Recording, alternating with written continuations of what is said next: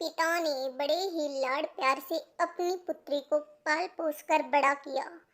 सर्वगुण संपन्न होने पर तय समय पर पिता ने अपनी पुत्री का विवाह कर उसको विदा किया।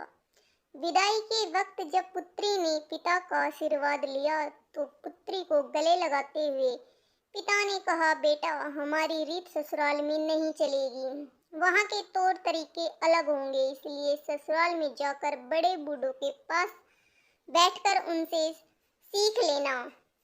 बेटी जब बहू बनकर ससुराल पहुंची तो उसने देखा उसके पति के अलावा घर में उसकी सासू माँ और एक दादी सास थी।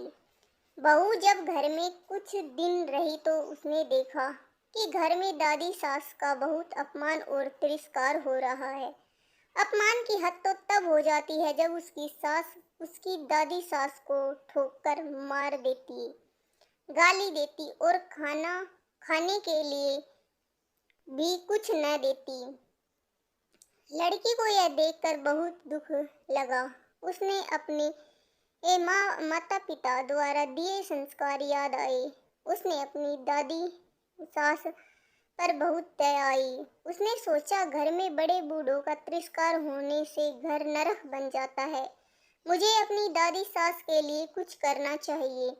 उसने सोचा, अगर अपनी सास को समझाने का प्रयास करेगी तो उसकी सास उसके साथ भी इसी तरह का बर्ताव करने लगेगी।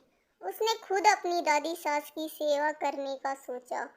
अब वह रोज घर का काम खत्म करके अपनी दादी सास के पास बैठ जाती और उसके पैर दबाती। कुछ दिनों बाद ही सास और बहू का इस तरह दादी सास के पास बैठना और उसकी सेवा करना अच्छा नहीं लगने लगा। एक दिन सास ने बहू को बुलाया और कहा, बहू, तुम घर का सारा काम छोड़कर हमेशा दादी सास के पास क्यों बैठी रहती हो? बहू को पता था कि एक न एक दिन उसकी सास उससे यह सवाल जरूर पूछेगी। बहू ने कहा, माँ जी, मैंने घर का सारा काम खत्म कर लिया। अगर फिर भी कुछ बाकी रह गया है तो काम बताइए। सास बोली, काम तो कुछ नहीं है, लेकिन दिन भर दादी सास के पास बैठना ठीक बात नहीं। बहू ने सास की बात को बड़े ध्यान से सुना और कहा, माँ जी, मेरे पिताजी ने हमेशा मुझे यह सिखाया है कि जवान लड़का लड़कियों के बीच कभी नहीं बैठना। अगर जीवन में कुछ सीखना है तो घर के बड़े बुजुर्गों के पास बैठना। हमारे घर में सबसे बुजुर्ग दादी सास ही है, इसलिए एक उनके पास बैठती हूँ। मेरे पिताजी ने मुझे विदा करते वक्त भी कहा था कि अब वही तेरा घर है और वही के रीति रिवाज तुझे मानने हैं। इसलिए मैं घर के रीति रिवाज के बारे में दादी सास से पूछती हूँ कि मेरी दादी सास आपकी कैसे सेवा करती है। सास ने जब यह जवाब सुना तो घबरा कर पूछा, बुढ़िया ने क्या कहा तुझे मेरे बारे में? बहू ने बड़ी ही चतुराई और शालीनता के साथ जवाब दिया, माँ जी, दादी सास कह रही थी कि अगर तेरी सास मुझे गाली नहीं दे और ठोकर नहीं मारे तो मैं सेवा ही मान लूं। बहू की बात सुनकर सास ने बहू से पूछा, क्या तू भी मेरे साथ ऐसा ही करेगी? बहू सास के इसी प्रश्न के इंतजार में थी। बहू ने कहा, माँ जी, मुझे पिताजी ने बड़े से घर के रीति रिवाज सिखाने को कहा था।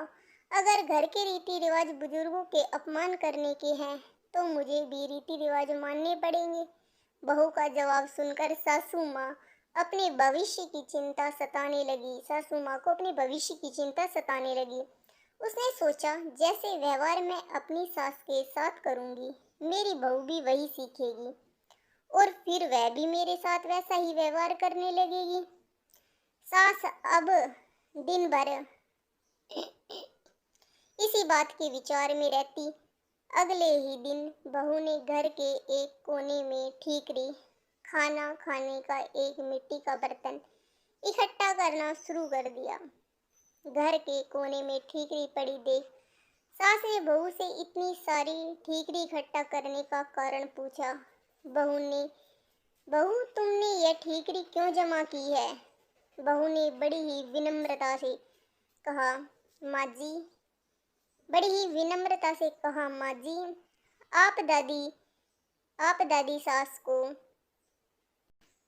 ठीकरी में भोजन देती, इसलिए मैंने सोचा कि बाद में ठीकरी मिले या न मिले, अभी से ही आपके लिए ठीकरी जमा कर देती हूँ। बहू का जवाब सुनकर सास घबरा गई और पूछा, तू मुझे ठीकरी में खाना परोसेगी क्या? बहू ने कहा, माँ जी, मेरे पिताजी ने कहा था कि यहाँ के रीति रिवाज वहाँ नहीं चलेंगे, वहाँ के रीति रिवाज अलग होते हैं। अब जो यहाँ की रीति है वैसे ही तो करना है।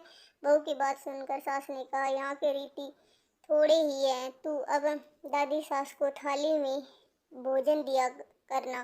बहू सास की बात सुनकर बहुत खुश हुई। बहू की चतुराई से अब दादी सास को थाली में भोजन मिलने लगा। अगले दिन बहू ने देखा कि घर में सबके खाना खाने के बाद बचा हुआ खाना बूढ़ी दादी सास को दिया जाता है। बहू उस खाने को बड़े गौर से देखने लगी। बहू इस तरह खाने को देखने पर सास ने पूछा, बहू क्या देखती हो? बहू ने कहा, सीख रही हूँ, घर में बूढ़ों को क्या खाने को दिया जाना चाहिए। बहू को इस तरह खाने को देखने पर सास ने पूछा, बहू क्या देखती हो? बहू ने कहा, सीख रही हूँ, घर में बूढ़ों को क्या खाने को दिया जाना चाहिए। बहू की बात सुनकर सास ने घबरा कर कहा, बेटा यह कोई घर की रीति थोड़े है। कल से तू दादी सास को पहले भोजन दिया कर। बस अगले ही दिन से दादी सास को बढ़िया भोजन मिलने लगा। धीरे धीरे बहू ने सास की सारी आदतों को बदल दिया। अगर बहू अपनी सास को उपदेश देती कि उन्हें बड़े बूढ़ों के साथ इस तरह का व्यवहार नहीं करना चाहिए, तो सास उसकी बात कभी न मानती। इसलिए आज की युवा पीढ़ी को चाहिए कि उपदेश देने के बजाय खुद के आचरण में सुधार करना चाहिए। इसलिए कहा गया है, बातों का असर नहीं पड़ता, आचरण का पड़ता है।